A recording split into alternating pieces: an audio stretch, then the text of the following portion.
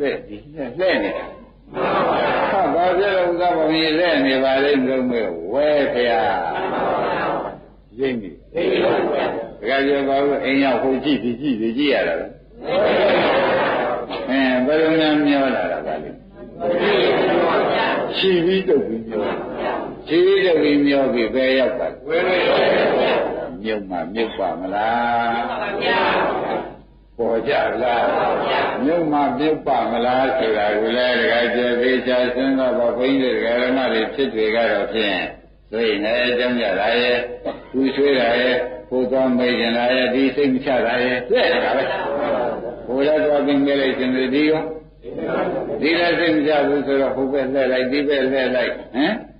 ကိုအိမ်ရှင်နေနေရပြတ်မပြတ်ကြည့်လိုက်ဒီဘက်ရဲ့ရှင်နေကြရှိနောက်ရင်းနဲ့ဝေဖန်ပြီးကြည့်လိုက်အိမ်ကြလို့ရှိရင်ဥက္ကမောင်တို့ပြန်သွားတော့အိမ်ရရနေရလားဟိုကြည့်ဒီကြည့်နေပဲပြီးလာတာပဲလားမေးရင်မနဲ့ကြည့်ကြဟာဘာဖြစ်နေတာတော့အိမ်ရရဒီဒီကြီးမဖြစ်တာဘာပါလိမ့်မလဲလို့မေးလိုက်တော့ဝဲတဲ့ရောက်လို့ပါပဲပေါ်ကြဘယ်ဆဲရလက်ရှေ့ကန်းကနောက်ခန်းတောင်ကန်းတောင်ကန်းကနေမြောက်ခန်းလဲလိုက်တဲ့ဖြစ်ချင်းမှဓမ္မတွေအားကြဘာဖြစ်လို့တော့လှဲ့ပါလိမ့်မလို့ဆိုတော့အိုးညောတော့ကလည်းတုတ်ပြီးခြီးပြီးတုတ်ပြီး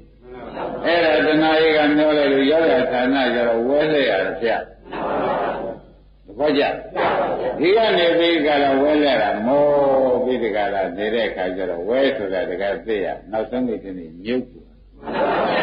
နောက်ဆုံးနေ့တနေ့မြုပ်ဆိုတာကဝဲလဲရင်မှတည်းဟိုဆိုရင်ဒီကြောင့်ကြတယ်ပြေဖို့ဝင်မြုပ်ဟိုဆိုရင်ဒီကြောင့်ကြဟိုစိတ်မချဒီစိတ်မချဟိုခင်းရဲ့တန်လားဟိုမှာဆင်းမစင်းနိုင်လို့တန်လားဟိုအတွက်ကလည်းအပူကမအေးသေးဘူးအစရှိနေနဲ့မြုပ်ရုပ်သွားတော့ဘယ်ဘက်စင်ထွက်သွားလဲလို့မေခွန်းထုတ်ဖို့မလိုဘူးဘယ်ဘက်နဲ့စင်ထွက်သွားပါလိမ့်မလို့ဆိုတော့အပေလေးပါးဘက်ကိုဝဲရမ်းထုတ်သဘောကျအပေလေးပါးဘက်ကိုဝဲရမ်းထုတ်လိုက်တဲ့အခါကျတော့အဲ့ဒီကျတော့ဖြင့်ကိုကျိုးဝေးရှိပြီကုန်ခံရုံပဲသဘောကျကိုကျိုးဝေးရှိပြီဩဒါဖြင့်ဓမ္မတွေလွတ်ပြေလာပြီးဒီကလာဘာများလုပ်နေကြကြုံဆိုတော့ကိုကျိုးနဲ့ကိုတုံးနေတယ်ဗျာ